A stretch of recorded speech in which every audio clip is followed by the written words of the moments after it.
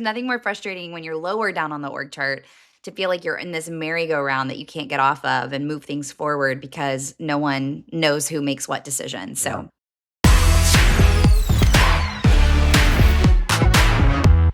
hey, welcome to the Leading Smart Podcast, leading in real time. How you doing, Tim Stevens? You're home.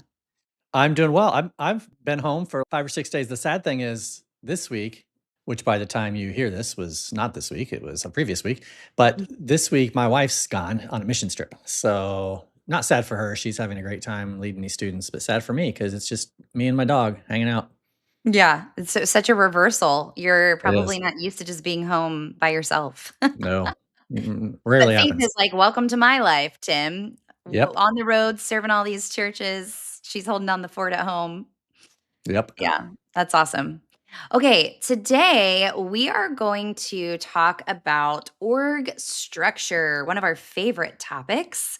And the reason for that is at every single Leading Smart gathering that we do, staffing and structure comes up. So to remind everybody, we don't go into our gatherings knowing exactly what the content is going to be.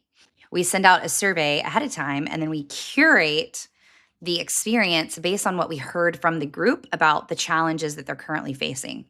We kind of talked about this a few months ago, but what was really fascinating this year in 2026 was we used to do a very kind of multiple choice or ranking survey. And then this year we did all open-ended questions and had AI help us find the patterns and trends. And staffing and structure models still rose to the top. Yeah. So we're going to unpack that today. So Tim, in 2026, we already had 3 gatherings, and then we're about to have one this fall. And so can you talk about in the 3 gatherings that we did this winter and spring, this exercise that we did with org charts? Yeah. Be glad to. I want to start maybe with, and we'll pick each other's brains on this because I think you have a lot of insight on this. Why are org charts even important? And sometimes you hear that about why do titles matter? Why do, who cares what the structure is? We're a flat organization. That doesn't matter. I think what we're finding and learning and what we've talked about for years is clarity is kindness, and an org chart provides clarity. Mhm. It either provides clarity or it shows you how unclear things are. Yes. You Yeah. were telling me about a call you had this morning of one that Mhm. was delightfully clear, right? It was. This was so cool. This was a group of 3 people, leaders at this church, and they had been to our staffing webinar that we just did a few weeks ago and said that they had had a few hours of conversation off the back end of that. So I expected them to not really have a clear org chart, but he was like, "Let me share my screen." And he pulls up this beautiful, organized, and I think it looked like it was just on a slide, like a Microsoft, PowerPoint slide. They had the lines that show where everybody reports to, their picture was on it with their title, and they had it color coded. I was like, this is the dream. Nothing makes me more. I was zooming in, looking at the whole thing as we were unpacking it together. I'm such a nerd. Yeah. Yeah, that's great. And when sometimes I'll talk to lead pastors, usually not executive pastors, but sometimes leaders, senior pastors, and they I don't even care. We don't need an org chart. That's ridiculous. And when you're at the top of the organization, that's why you don't care. Yep. Because everyone reports to you. This has come up before. It may actually be well, if I don't know what the org chart is, I can go to anyone. I'm not jumping over any levels or any managers. But man, that does not work for your team. People need to Mhm. know where do they get answers at the end of the day? Who are they working for?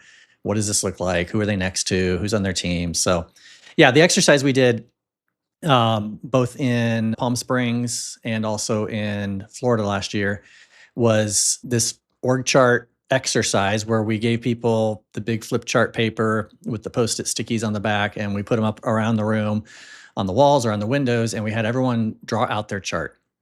And we started with just a little bit of a teaching on 3 typical models, and then said, you can relate yours to one of these models, or you can just write, draw up there what it is. So Mhm. but those 3 models first model was lead pastor and everyone reports to them. Yeah. So they're kind of tip of the spear. And this is going to be a small church is absolutely going to be that way. Our startup church is going to be it's just me. And now it's me and a worship pastor who reports to me. And now it's me and a student pastor who reports to me. And then ultimately that's probably not going to last very long once you get past 5 or 6 staff. And then you're going to probably go to this model 2, which is lead pastor and someone underneath them. Could be an executive pastor, executive director, chief of staff, whatever you call them, associate pastor. And then people roll up to, they report to that person. Sometimes, in fact, maybe even many times, I probably should redraw this. The lead pastor might still have a few other direct reports. Like a lot of times they want to keep the worship. If they used to be a student pastor, they may want students reporting up to them. But in this model, the second model, the staff rolls up to this executive director, staff person. And then the third model is when you get a little bit larger or complex. You don't have to be large, but if you're complex and have a lot of different things happening, a lot of entities, then you might have an operations executive pastor. You might have a ministries executive pastor who oversees all the ministries. If you have campuses, you might have a campuses executive pastor.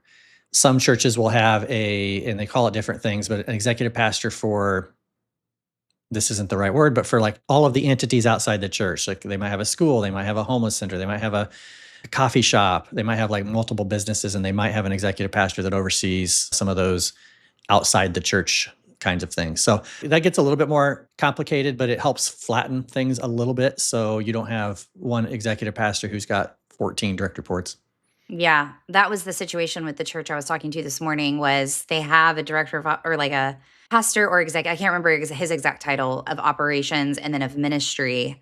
So they're kind of in that third model, but are even feeling a little bit bottlenecked because the executive pastor of ministry has a lot of direct reports, and the executive pastor of operations, they have a very large, robust school that is at the church. So he's feeling squeezed because a lot of his work also works with the school. So what I love about, and that's what I love about org charts, is because it gives us a starting point and to be able to have conversations like this, to be able to see where are we feeling squeezed, where are we feeling bottlenecked, and just to visualize that and then have conversations about it, rather than us saying this is the exact org chart that you should have. Because I've never seen any two org charts that look the same. Yeah. And so I think for people who feel like they buck up against it, or we don't want to be put in a box, or why can't people just get along and do their job? Why do we have to have an org chart? And it's just because it provides a structure for us to be able to have these conversations about, now how do we contextualize it or change it or adapt it to fit where we want to go next. And that's why I think they're so helpful. Yeah. And they really do provide clarity, or they point out where lack of clarity exists. Sometimes you'll have a church that has an org chart and someone on staff will scoff or laugh like, that's not how it works. That might be what it looks like on paper, but that's not how it works. I think a couple just principles on org charts. One is they're a living document, meaning things change, things move. That's great. Let's just try to keep it updated. Secondly, it needs to be accessible. So whether it's on a staff intranet or someplace that you don't need to post it on a wall, but someplace that especially if you have a larger staff where people are like, okay, I know where I can look and oh, that's right, this person reports here and this is the flow of communication here. Another thought is it doesn't always have, I like it when it's nice and clean and organized and logical. Doesn't always have to be that way. I totally get it when it's like, why is the worship pastor reporting to the director of ops? And it's like, well, it's because of this and this. And that's okay. I mean, if you have a reasonable explanation for it, it's fine. If that person left, you'd probably move it back over where it goes, and that's fine. Sometimes you have, let's say, an executive pastor of ministries, and then the small groups pastor who should report to them is, his wife or her husband. And it's like, okay, we don't really want them reporting to each other, so we're going to put them over here. And which you have a reasonable explanation, that's fine. Probably if one of those people quit, you'd move it back over, and so it'd be a little bit more logical. Yeah, for sure. Yeah, I think even what you just said, if it's working, great. If it's not working, let's figure out what we need to adapt. But Yeah. starting with the clarity there to see how is it supposed to be functioning, or how is it not functioning where it's supposed to be. The analogy that I often use to him is the like we've all been a kid before. I know it's hard to imagine sometimes, but Even me. we've all been a kid before, and we've all had that experience where you go ask your mom something and they say, go ask your dad. And then your dad goes, go ask your mom. And it's like so frustrating. Did you have that experience as a kid? Yes. Yes. Yes. And so that's why org charts is so important, because it's like, oh, you're my boss. And then like, well, go ask this person. And you're like, well, I didn't know that they were in charge of that. And then they go, well, go ask that. And it's like, ugh, there's nothing more frustrating when you're lower down on the org chart to feel like you're in this merry-go-round that you can't get off of and move things forward because no one knows who makes what decision. Yeah. So, yeah. Awesome. Well, this one was short and sweet today, but hopefully it gives you just a starting point or these 3 different structures. A couple next steps. One, if you have not yet, if you're listening to this and you have not yet watched ours on YouTube, you can do that. And we're going to put an overlay up of the 3 structures that we're talking about. And then secondly, you can actually go and watch our staffing and structure webinar that we did in June. You can go to leadingsmart.com, click on resources, then click on webinars. You can download that and watch it together, where Tim and I have a much more robust conversation about staffing and structure and org charts.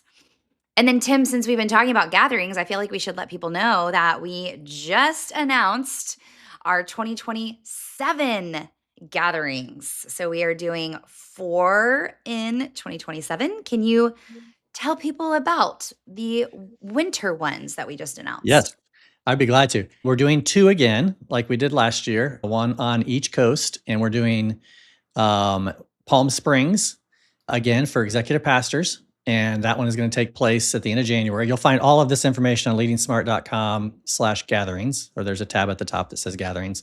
So that one's going to be exciting again. We're capping that one at 30 executive pastors or executive leaders. That we say executive pastors, that's for any second chair leader. Yeah. If you're on the lead team, senior leadership team, whatever that's called at your church, and a lot of people will come as teams, or there'll be 2 or 3 from that together. That's great. We love that. The second one is in Tampa, or the Tampa Bay area, in a very beautiful boutique resort, small little community that's we've not been to before, but we've been there to visit and getting ready for this. And that one's going to be in the end of February 17th, 18th, 19th. And then you should tell them about the one we're doing for the first time ever. This one would be in the end of April in Atlanta. Yes, I'm so excited about this one. So Tim and I had an experience at a gathering back in September, and we both left there going, how can we kind of recreate this experience for our community? So, and secondly, we've gotten so many requests in 2026 to do an experience for a lead team. And Tim and I have gone back and forth several times to figure out what would this look like, what should it look like, and so this is our stab at creating an experience for leadership teams to come together. So our requirement is the lead pastor needs to be there, and then at least somebody else from your executive team. So lead pastor, executive director, and then if you've got a broader executive team, feel free. We already have a team signed up with 4 people coming. So we'd love to have you. And what's cool about this place is it's actually called Trillith Studio. Well, the town is called Trillith, and then Trillith Studios. This is created by the Cathy family, who started Chick-fil-A.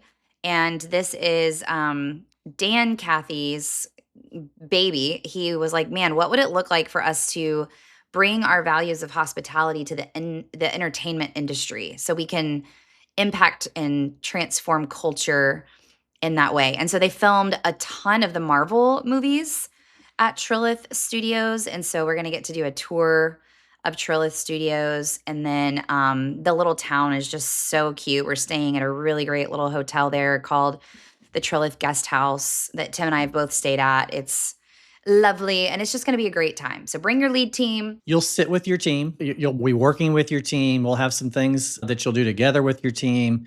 We'll be learning. It's capped at 15 teams. We're only going to allow 15 teams to come, and we already have signups. So you'll just want to get on that if you're interested in it. Don't wait on that one, because it's not till next April, and we think it'll fill up pretty quickly. But you'll be working with your team and then sharing. Like you guys might be amazing at meeting rhythms or agendas or whatever. So we'll share that with the group. And you may be horrible at retreats, or you may be horrible at whatever. And so you'll be able to learn from each other. We'll be able to do some work together. And also just the connection that we'll have with the men and women that are there, I think will be amazing. Yeah.